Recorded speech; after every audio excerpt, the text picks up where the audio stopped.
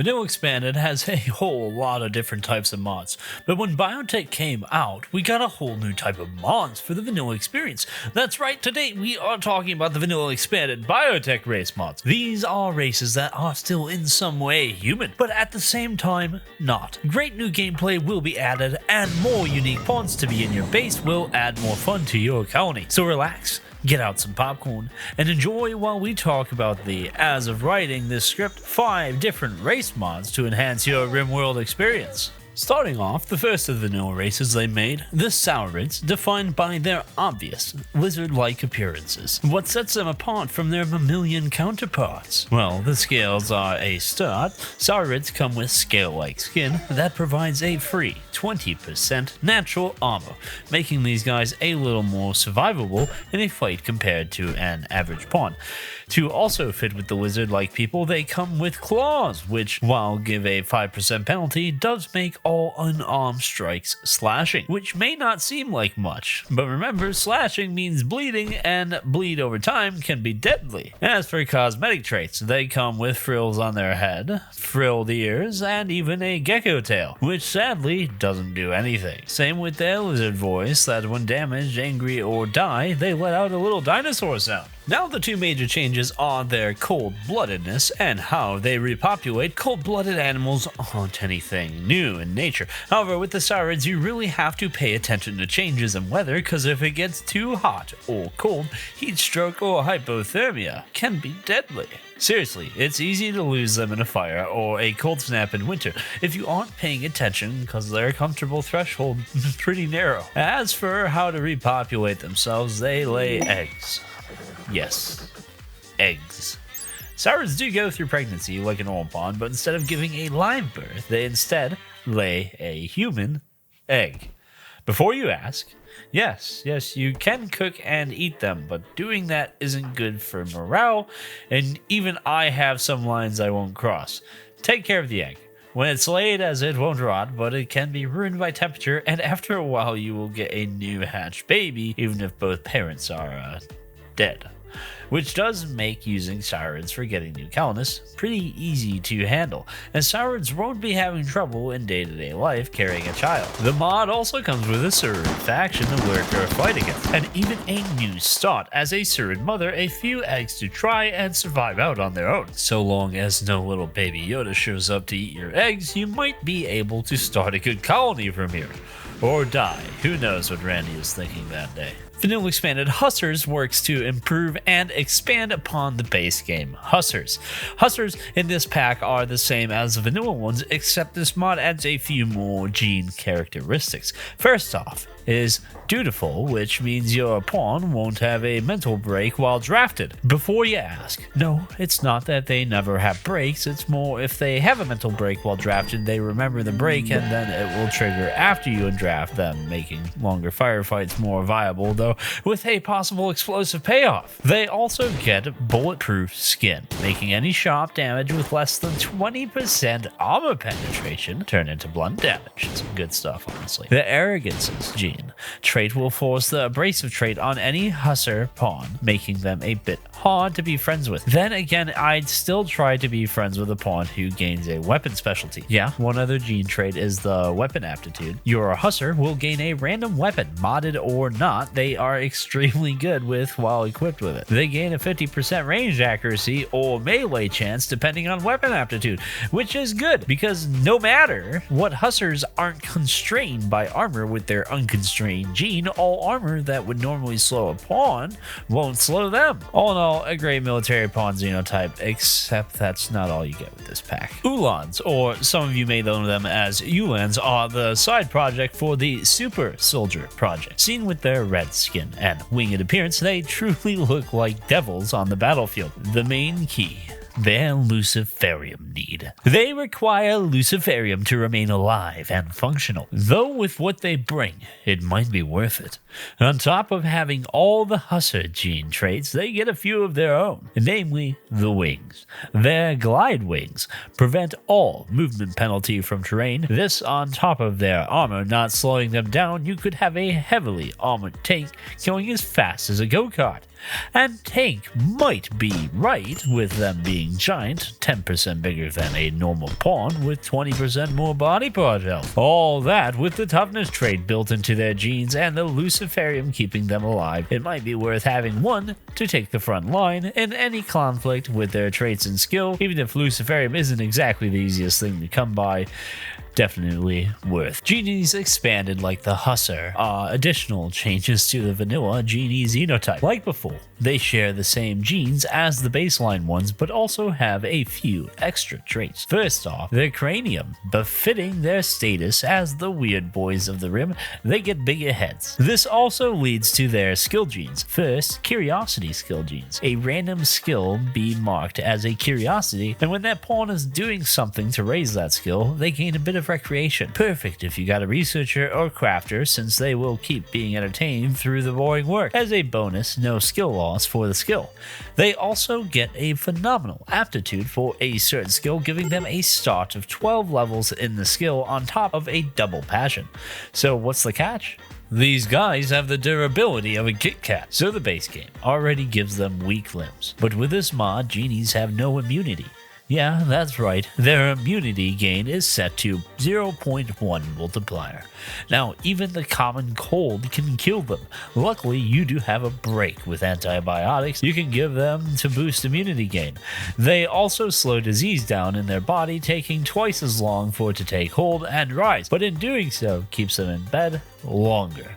So in a way, you have time to quickly get them help, but you also have to deal with them being in recovery for a long time. More so with them being slow healers and hemophiliacs. Bleeding out is a real threat to them, at least they have cool blue blood. Really, I still recommend them. Sure, you gotta make sure they stay safe, but the pros outweigh the cons. Yeah, these pawns will be the backbone of industry. Just maybe make sure their bones are replaced with something stronger. Thanks for stopping by the channel today. I wanted to take a moment here and thank everyone that helps make videos like this possible. It wouldn't be possible for us to make these videos without everyone's awesome help. So thanks a bunch. For those of you considering it, $1 a month gets you basically everything on offer. Just consider it. It helps out. You can find the links down here in the description. Now let's get back to the video. So the Phytochondriad, like humanoids who are basically plant people. Yeah, that's really the best way to describe them. Just look at them. They are tree people who are scared of fire. An all-female race of plant people, complete with sappy blood that, while slows down a pawn's speed, will slow down blood loss. Naturally, being a plant, their hair is very green, and foliage, like with bark skin, that gives a 35% natural armor to blunt damage. And of course, they use sunlight for food. Or rather, being out in the sun reduces hunger need to 0. Makes sense to me. Gotta get some of that vitamin D light. They do also have a green thumb gene that gives a +1 stackable up to 20 mood buff every time they plant something for obvious reasons. Put these ladies to work out in the fields for happy workers. Finally, for basic, they have what's called a plant birth. How it works is simple. They get pregnant and now must plant their kid, like some sort of Cabbage Patch child. Works as you think it does. Find a nice plot of land, keep the growing plant child safe for 30 days, including making sure it doesn't get wrecked by temperature, and you get a new grown baby. Wonderful. Now, something you may notice is there are more than one type of phytokin. Makes sense. There are 3 types of major trees in vanilla Rimworld. You have the Garrowin tree variant. If you have the Ideology DLC, these ladies are linked to the Garrowin tree by their DNA. Acting as personal trees, they have the power to summon 2 unique Dryad helpers. Extremely useful for hauling or a bit of living shields. They also get a bonus to pruning speed and chance to complete linking rituals. And of course, they always have the natural meditative focus if you want side-casting tree women. Animakin, all around with the royalty DLC giving them a link to the anima tree. Obviously great for natural focus, they can speed up the speed of anima grass growth by 15% and have the unique power to cause the tree to sing. Similar to an anima screen, this gives a soothing sidecast to everyone on the map.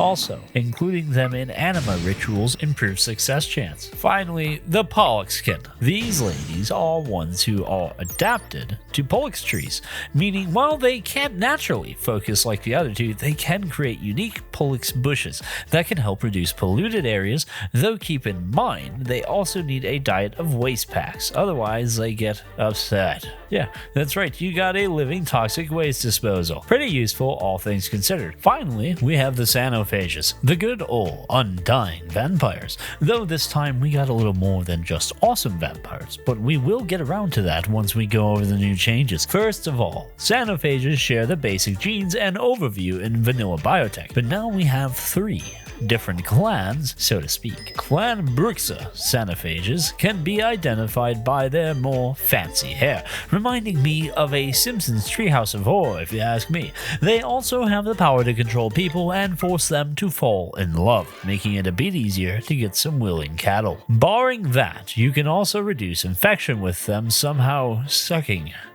away the infection with the pawn. They also have a lower hemogen drain, meaning day-to-day drain won't affect them as much as others, making sure they can stick around a little longer before going to bed. They can drain other Sanophages, surprise, they can bloodsuck the bloodsuckers and drink the unique sanguine hemogen, which we will talk about in a moment. The Strigoi clan are more bat-like of their bloodsuckers, coming with bat ears and noses, on top of talons, which as you expect makes their unarmed strikes sharp rather than blunt. They are allergic to UV rays more than the average vampire, with a huge 50% sight penalty and cat speed at 0.7 in direct sunlight. Also, keep in mind, Strigoi are thirsty boys. They lose more natural hemogen a day than other Sanophages, though with their abilities it might be worth it. First, they can drink animal hemogen, something far easier to collect than human hemogen, personally speaking. Secondly, they can use hemosmosis, whatever that is, to clean up a dirty battlefield of blood into proper hemogen. Finally, they can crush hearts. I don't have anything else to add. They straight up Kali Lama to someone to death, and I freaking love it. Finally, we have the Ikemen clan. These ghouls live off of blood of the dead, which, given it's the Rim, there's plenty of them. With pointy bat-like ears, they can drain the blood of human-like corpses and live off them. Also, launch a vicious goo at targets which slow them, which is great to follow up with some toxic gas. I'm impressed we got 3 different types of vampires here. The classic, the 40s Days of Night, and the cool, all viable in one way or another, especially with this bonus, this mod included. Oh yeah. First, there is a reason to collect more hemogen to keep them topped up, because there is the Blood Moon event that happens every year on the same day. During this time, you get a dark red tint. Blood drain is doubled. Oh, and if they don't have at least 45% hemogen in them, they will go into a hunter state and drain the first person that crosses their path. Pray they go past the threshold, because if they don't, they will do it again and kill the target. Luckily, we now have ways to keep the supply of hemogen up with our very own hemogen extractor, the Drain Casket. Yeah, you can now force pawns or prisoners into these caskets, and each day they will drain 1 hemogen, complete with a pipe system that can pump, store, and utilize the hemogen. No more delivering packages of blood by hand, now through piping. Oh, and while the victim will need to be fed, if you have the vanilla expanded nutrient paste, you can pump paste in through piping to the caskets. Great to make a proper room for prisoners. As for the hemogen, you can pump it into storage units into the machinery for death rest, and even taps to keep making hemogen packages if you feel like carrying them on your person. The newer death rest delayed devices are the small hemo pumps and amplifier for less space but less power than its normal counterpart. The Psycho Fluid, which regains sight focus to the death rester. The Hemodynamic Accelerator, which multiplies the rate of death rest progress. The Hemogen Solidifier, which gives the Sanguophages innate armor of blunt and sharp variety if they have an uninterrupted rest. Finally, the Invocation Matrix, which can be used to awaken hidden abilities within your vampires. And the different hemogen, there is the basic one that has no benefits or downsides to drinking. Animal hemogen improves natural healing factor, melee cooldown, movement speed, and manipulation by 10% at a cost of capping talking capability to 20%. Corpse hemogen caps manipulation, metabolism, sight, and talking to 80% with 40% better blood filtration. Finally, Sanguophage hemogen gives nothing but bonus, with basically everything buffed by 20%. Seriously, this is like Ambrosia, keep collecting and never look back. Before we move on, special shout out to Alpha Genes for their variety of xenotypes. We won't go over them all, but I will bring up 2 important xenotypes. The Archlicate if you have Vitikin, which are plant girls that are corrupted and twisted, like the Oculus Forest and the Malachi clan of Sanophages, unique vampires who can incorporate genes from their enemies into them. So not only do you have more unique colonist types, but you also have what is basically a mod for a mod. And I assume every time Vanilla Expanded makes some new race mod, you should check on this mod to see if there's a Alpha Gene version. I really can't wait for more races. I am fully aware Oscar is planning more Vanilla Expanded improvements towards the base biotech races, but also more of their own unique races. Seriously, I love the biotech races on offer, and if they are any indication of quality, the future's looking good for my colonists. Well, at least until Randy sends an entire hive on my people because he thought it was funny. It wasn't funny.